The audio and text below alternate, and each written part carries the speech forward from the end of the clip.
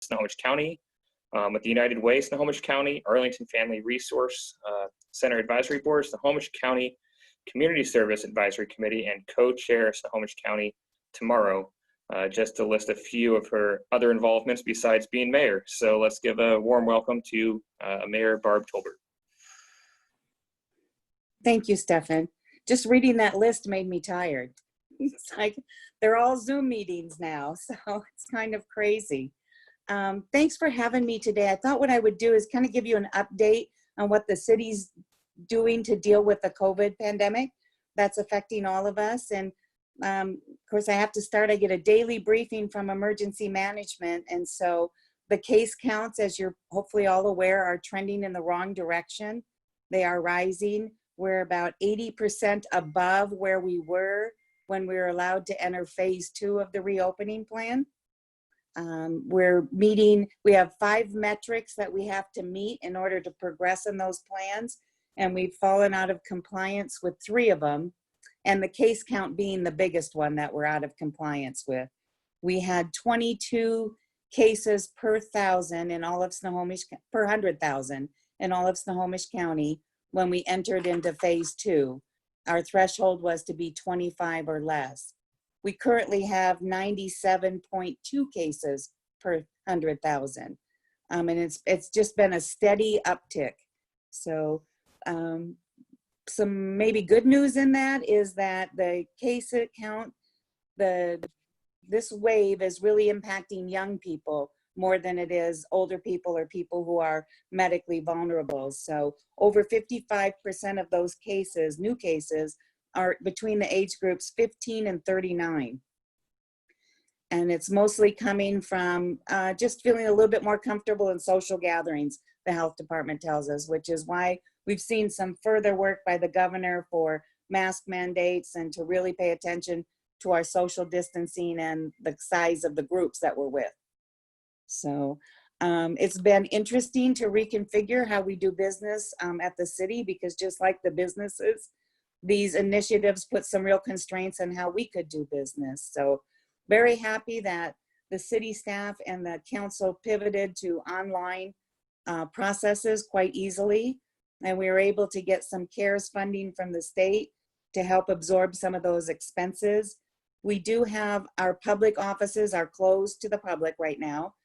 You can get into City Hall by appointment only, but we do have mask mandates. We've are doing extra sanitation, as I'm sure you all are, and we're installing sneeze guards and shields in all of our public facing areas in anticipation of being able to welcome the public back into our buildings. So vigilance, I guess, is what it's going to take. It certainly seems like we're not over the hump, and we bulged out the curve that we had flattened through all of the efforts that we put forth in the spring. We did get, we have done a lot at the city to try and pay attention to the impacts of COVID and where we can make some accommodations. Very proud of the staff and the council. We were able to defray any utility shutoffs for people whose families were economically impacted by COVID. And we've just extended that through October. As we see actually the unemployment numbers really starting to impact in Arlington now. And we also did the same thing of not applying late fees to people who couldn't pay their utilities or maybe their building rents. And we did see an uptick in delinquent utility accounts. And we have now recently put into place a repayment plan that we're asking everybody who's delinquent to work with us to repay that over an 8-month time period. So it's not like when we're over this and everything ends and all the financial help ends, we're going to find some families with big, enormous economic holes to climb out of. So we want to find ways to sort of help them with that repayment plan. As I said earlier, we were given $592,000 from the governor for spending for CARES related efforts. The first time, when we first got the money, Treasury had some very tight parameters around how we could use it, and we can't use it to make up any city lost revenues. So we could use it for things that we didn't budget for that we had to utilize in order to respond to the pandemic. So PPE for our employees, sanitation, the ability to take our business online. We could recover our costs from those expenses, but that was it. So Treasury did get a lot of pressure from all of the mayors and elected officials to really look at those guidelines again. And they did do a second reiteration of what the guidelines could be and how you spend it. And I think that gave some real relief for Arlington. We took $200,000 of that money and we were able to put it into a business economic relief program. And so we did a rent relief program for Arlington businesses. With that $200,000, we had 69 grants that we filled for people. 52% of those businesses were in downtown Arlington. And we gave away $193,220. And I think the only people were the ones who didn't qualify because they weren't businesses in the city. We did get some applications from businesses that weren't in the city. So we wanted to kind of shore up the small business side of it, but we also are concerned about the state of the low income households in Arlington, and particularly those impacted by loss of wages, loss of hours at their job, or layoffs. And so we put $100,000 into a program for individuals in our community for rent relief, mortgage relief, utility payments, so that people aren't digging in these big holes. And we did that with a partnership through the Arlington Resource Center with Volunteers of America. And so they report back monthly. And so we're directing people there. They had the mechanisms in place to qualify people who would be eligible for it.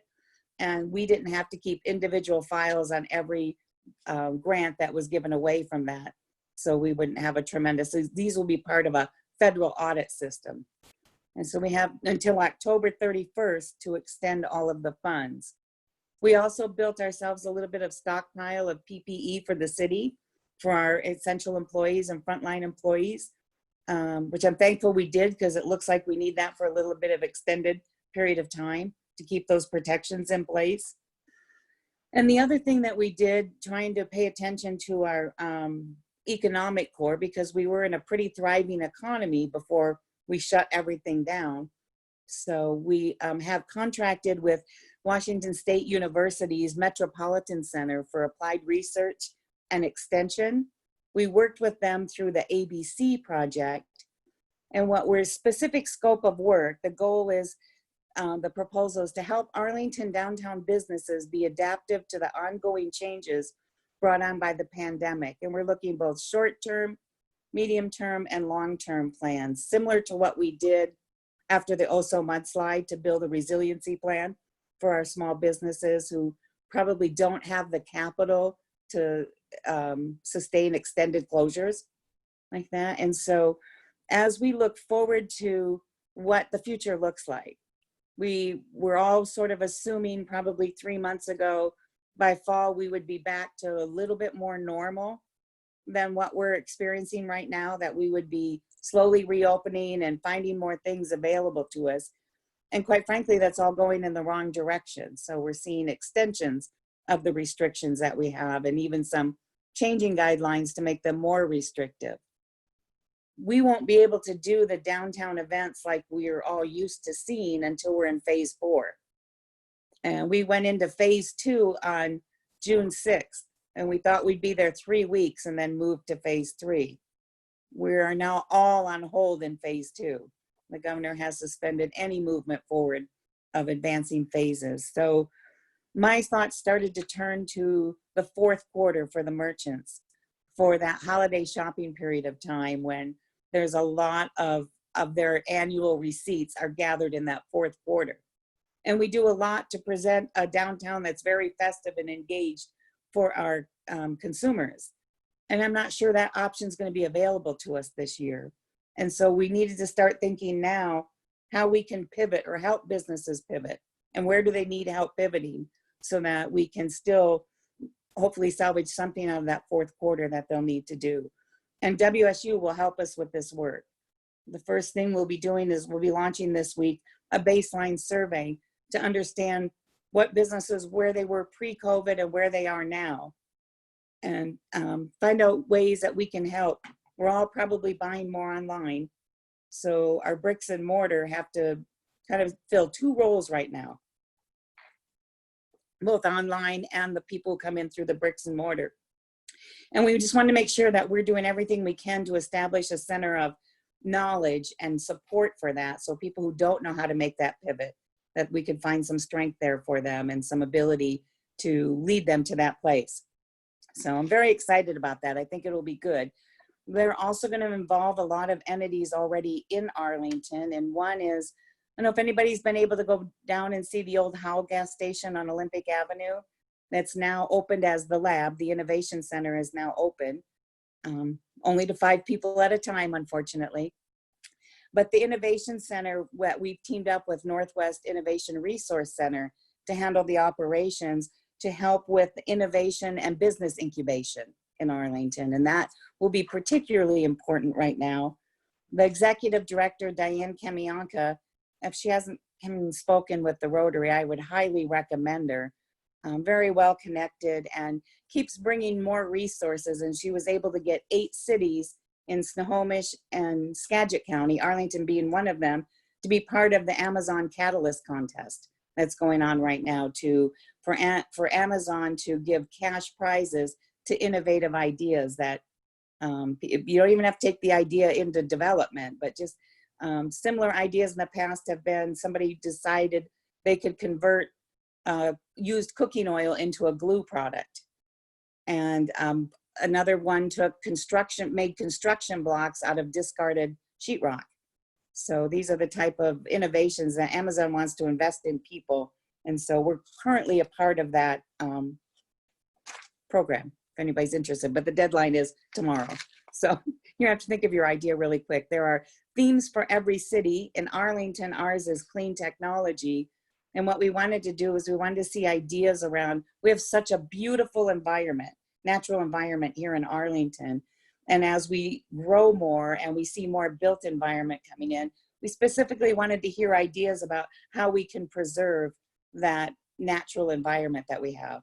But you can do a theme from any of the 8 cities to submit it in there. So let's see. So with the CARES dollars that we got from the state, we also mailed masks to 2 masks to every member of our community. That was before we knew there was going to be a mask mandate. So we were fortuitous there. And I'm so happy that we did that. My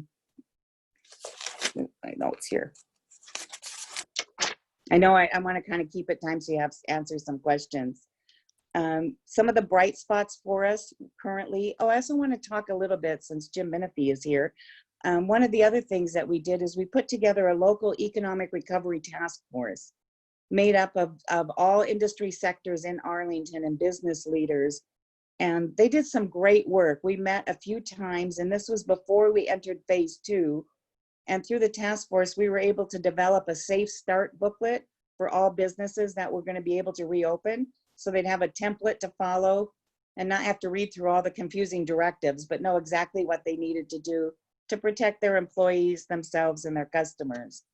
And we were also able to put together a personal protective equipment supplier list. Thanks to Mike Simpson at Grocery Outlet, who took the lead on that, put it together, contacted all of them for discounts, and we were able to publish that to all the businesses in Arlington. We were thinking about some businesses never had to purchase masks before or gloves as a normal course of their business. And so we wanted to make sure we introduced them to supply chains where that would be available to them so they could be ready. So I thank you for that work. That was really great. And we took all the ideas from Arlington and fed them up into a county-wide regional economic recovery task force, which has published its final report. It's available on the county's website. I can send it to Dave if you all want to read a copy of it. The county has about $12 million in their CARES funding that they want to invest in implementing their economic recovery report. So looking for ideas of where you think that best investment would be in that report. They did do $39 million in their own business grant program, but this what they're looking for initiatives that can help kickstart this economic recovery for them. So some good things in there. Is it possible to do a screen sharing? Okay, I just have a few slides I wanted to share. this is coming out of, I'm going to preface it before I bring it up while Dave gives me permission. You've got Is, permission. okay, thank you. There is a statewide effort going on about how we restart the economy and how we can stave off how far we fall into a recession or a depression. And there's some great work being done. I was at a seminar yesterday from the Boston Consulting Group, giving us a little preview of a dashboard that they're putting together. The state wants to approach this economic recovery from a purely data-driven viewpoint, which I think is smart, because there was some data in some of these slides I want to share with you that were interesting to me. So give me a second. Let me make sure I can see how I can do this. I'm not supposed to share these. This is still proprietary information, so don't tell anybody I did it.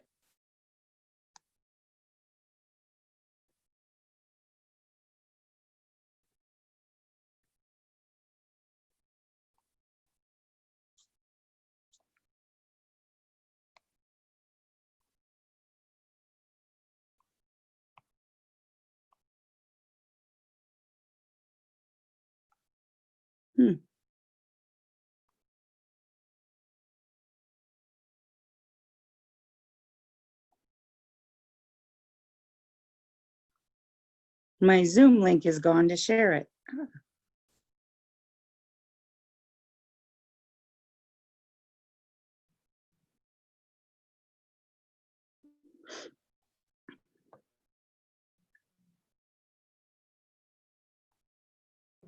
Maybe it's because you stopped your video, Barb.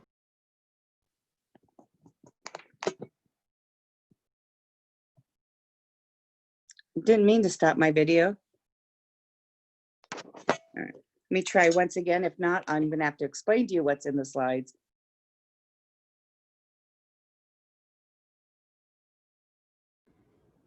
If for some reason it's automatically taking you to your portrait instead of to the share screen. Okay.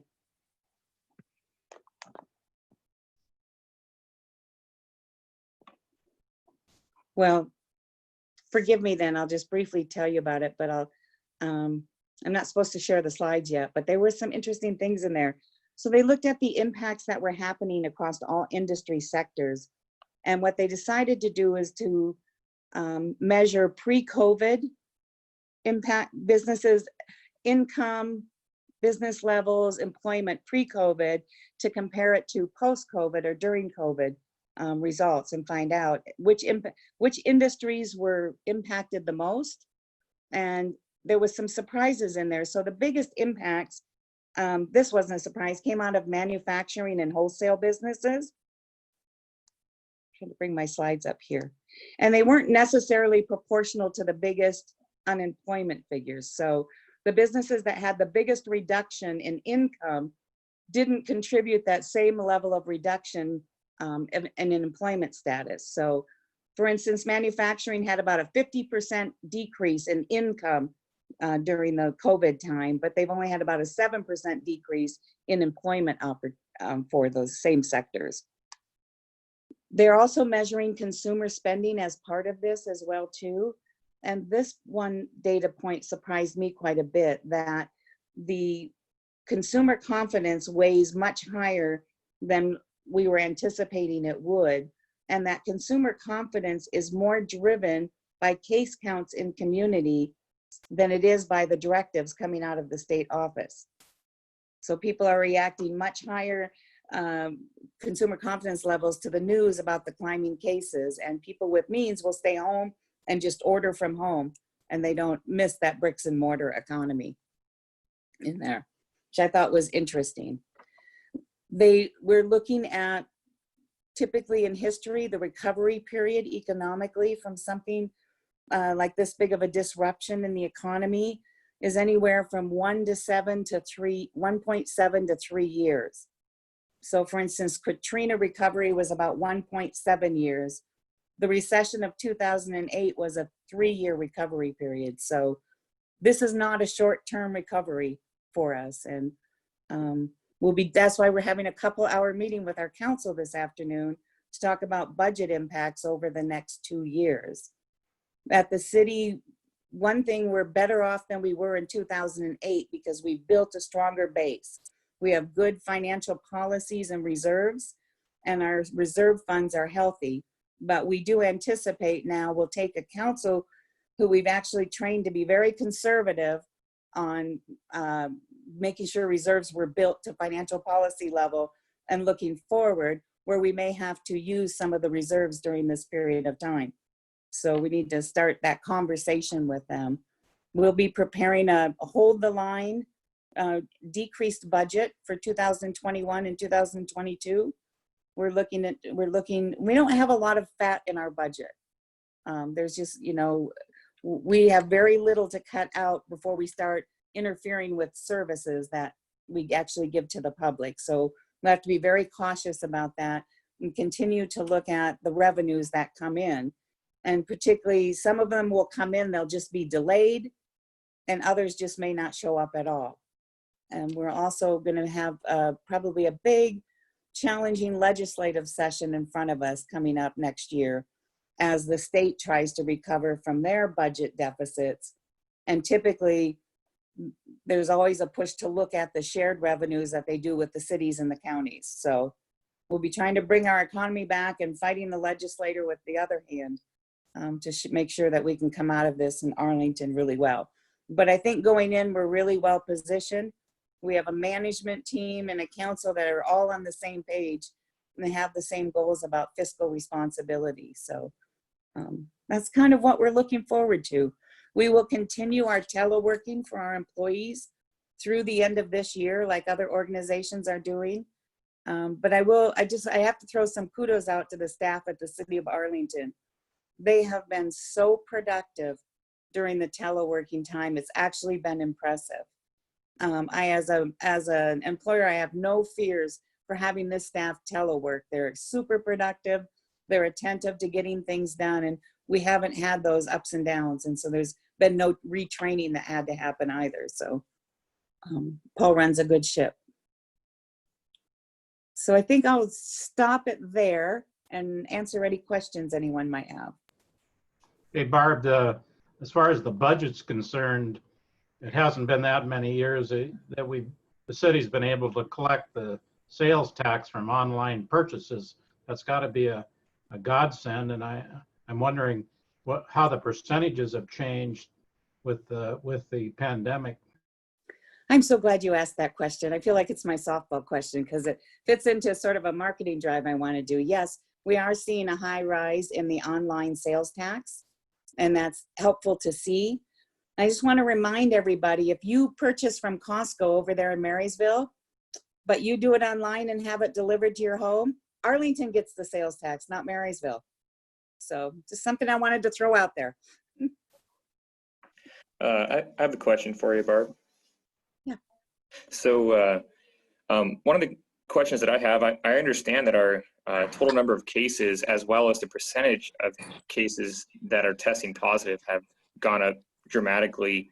From going from I think we're around 2.5% to up around 5%, just according to the Snohomish County Health District website. But when we look at the same time period of how many people are actually being hospitalized by this, we actually have less people hospitalized in Snohomish County now than we did when we were reopening. And so I'm wondering if the case count is supposed to predict the hospitalizations, but we have less people in the hospital now, but we're willing to reopen with more in the hospital. Do the hospitalization numbers, are they not as important as the case count numbers, or how does that work? Because it seems That's a great question, because one is a leading indicator of the other. There's a lag between the impacts here, but you're absolutely right that we're not seeing the hospitalizations rise. That's one metric we're still meeting in order to move forward, one of the two. Now, when I asked the health department briefing about this specifically, what they told me was a couple of factors in that. One is hospitals are preferring to send people home to isolate at home as opposed to keeping them in the hospital. There has been some advancement in the knowledge about the disease and how to treat it. And with the larger percentage of the younger people contracting the disease, their health impacts, at least in terms of hospitalizations for breathing and respiratory issues, aren't there like you see with people who could be immune compromised or older. Barb, So- I have a question. Oh, go ahead, Stefan. Oh, I was going to say, it was just curious to me because maybe I misunderstood, but I believe when they first talked about, flattening the curve and all that sort of stuff, the main purpose of it was to protect the hospital system so they don't get overloaded. And so it's, it's, and I don't know how long the lag is that they expect for people to be hospitalized afterwards, but normally what I've heard was, it could be up to 2 to 3 weeks before they get to the hospital. And we've been seeing steadily decreasing numbers, even with moving into phase 2 in both Snohomish County, King County, Island, and Skagit County, just according to the health department websites. We have just started to tick up in Snohomish County this week in our hospitalizations. We're not meeting the metrics that the state has put out, but we are seeing an increase right now. I think we have 600 hospitalizations in the county. And so that number we have seen gone up just very recently. And Barb, I have a question kind of on the same lines. With the positive negative, if we're judging it just positive versus negative, there's a bunch of positive cases that are asymptomatic. So people who aren't getting sick, but they're actually testing positive. Is that taken into consideration when they're running those numbers? Well, if they test positive, they go in the numbers, whether they're Okay. asymptomatic or not, because of their ability to spread and what we're still learning about how the disease spreads and where it can spread. So, Right, but when we're taking the positive count, are we looking at that positive count and separating it out? Or these are the people that are sick and they need to be hospitalized on ventilators. These are the people that are actually ill, and these are the people that have no symptoms or are not impacted at all by being testing positive. so no, we don't get that kind of data. What we get is here's the total case count. Here's how it's broken down of positive cases by city. Here's the number of hospitalizations. That's how we get the numbers. And here's Okay. the number of home isolations, I guess is the other thing. So, Okay. And Barbara, I'm sorry, can you clarify when you say that there's 670 some odd people hospitalized? Is that currently or cumulative? currently, and you can keep up on those statistics yourself. The Snohomish County Health District has a fantastic website, and every Friday they publish their health report, which is because the case count per 1,000 is a 2-week rolling average in order to move us forward to more reopening phases. And so you'll see the 2-week, they'll give you the time period and the numbers in there. But they're doing a great job of posting on their website the numbers on a daily basis. And we get a email printed version every day. Barb, I'm going to shift gears a little bit. You know, one of my favorite topic is cold weather shelter, and I always wanted to thank you publicly for your support of that. But more importantly today is your idea of putting together a regional response to that instead of a city by city by city duplication of cold weather shelters. I know you're working with Sarah. How is that activity going, and does it look like we'll be able to find a solution before October to maybe have a manageable program with the different cities? I hope so. And I really applaud Sarah. I think the regional approach is the right approach, kind of that taking the strength of everybody together to move something forward. Unification, as somebody would call it, is a really good approach. I think Sarah has a great plan put together. It gives me confidence in how a cold weather shelter could be managed. I think there are still some challenges. I've steered her to some dollars that have become available that may be taking care of our homeless population right now, and the work we were doing with the embedded social worker. Yeah, it has become quite a bit more challenging during COVID because resources we had available to us are just gone. So the diversion center is not taking addicts right now that we can put them there until we get them into treatment. So we've really burned through our reserve funds by having to put people up in hotels and other housing mechanisms. And so I think we're going to need some mighty might pushing that boulder uphill, Bob, in order to have something for this winter. Good. Thank you for that update. Thanks for your work on that. Hey, Barb, the downtown revitalization study, I assume that's on hold. Is that correct, or? We just got the final report this morning, so that'll be going out in our e-news on Friday. And I'm glad you had a presentation on that.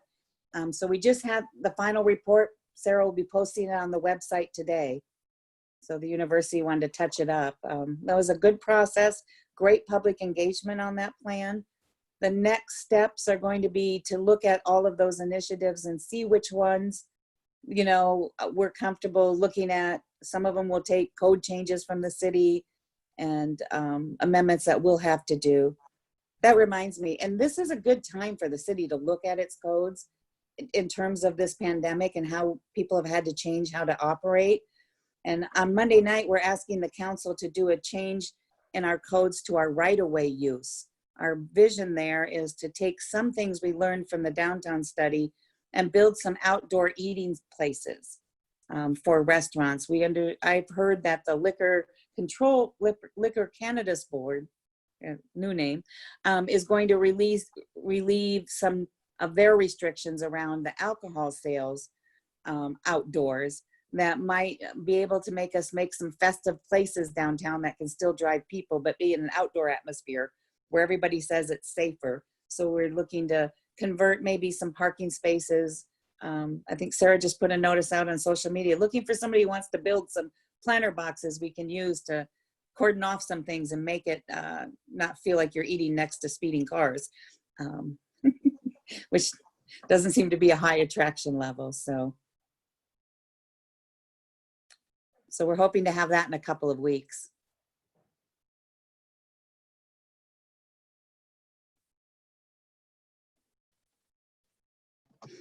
One quick one. You said you're going to take off to today and do some budget work, and you said you do have good reserves. So is the budget work just reshaping the budget, or are you going to have to do some reduction in force? What is your discussion between you and Paul and the team today? Oh, thanks. That's a great question, Bob. Our council takes the month of August off. So next Monday is our last council meeting. And then the staff has through August to work on the budget. The meeting today is really to give the council a high-level overview of where the income, where the receipts are, and what the projections look like, to establish that we're all in line with a hold-the-line budget.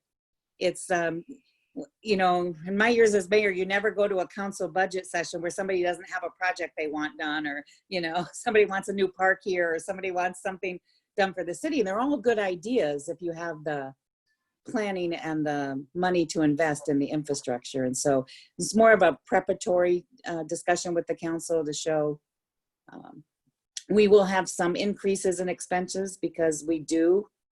Criminal justice expenses will be increasing because our court costs are always increasing, and the cost of putting somebody in jail. Those are all probably going to go up as a result of COVID because of their additional protocols. And once that federal dollars are gone, and you still have to keep the protocols, it'll be coming out of their budgets. You're right about those city council meetings and everybody always having a request. By the way, did I mention more money for the senior center today?